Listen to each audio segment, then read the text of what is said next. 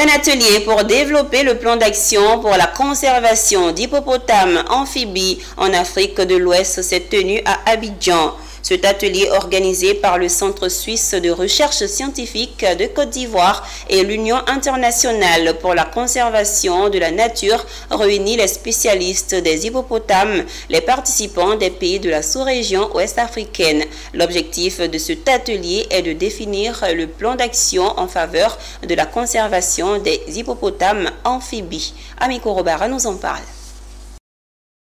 En Afrique de l'Ouest, la population d'hippopotames est estimée à environ 6 000 individus, contre 15 000 dans les années 1980. Une baisse alarmante due à plusieurs facteurs: déforestation, sécheresse, expansion urbaine et conflits avec les communautés riveraines. Pourtant, ces animaux jouent un rôle clé dans l'équilibre de l'écosystème, notamment en régulant les milieux aquatiques. Un rôle très important car les hippopotames sont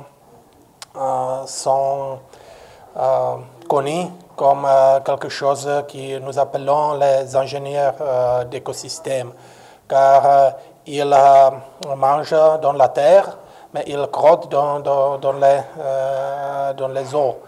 Donc ils prennent beaucoup de plantes de la terre et c'est très important pour le système nutritif dans l'eau. C'est pour répondre à ces menaces que cet atelier a réuni les spécialistes afin d'élaborer un plan d'action commun. L'objectif est d'améliorer les stratégies de protection et de renforcer la coopération entre les États pour mieux préserver l'hippopotame amphibie.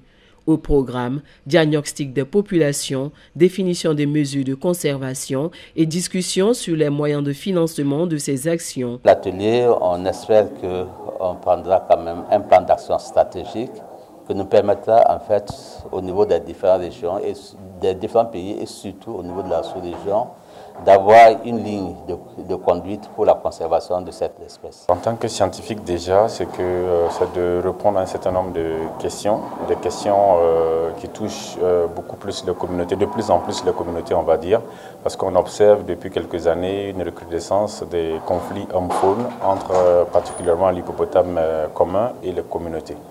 Et malheureusement, il y a eu des morts d'hommes. Et en tant que scientifique, c'est comment nous pouvons apporter une réponse immédiate, mais surtout sur le moyen et le long terme. À l'issue de ces programmes qui se terminent le 13 mars 2025, une feuille de route devrait être adoptée pour une gestion durable des hippopotames en Afrique de l'Ouest. Une initiative essentielle pour éviter que cette espèce emblématique ne disparaisse à son tour du paysage africain.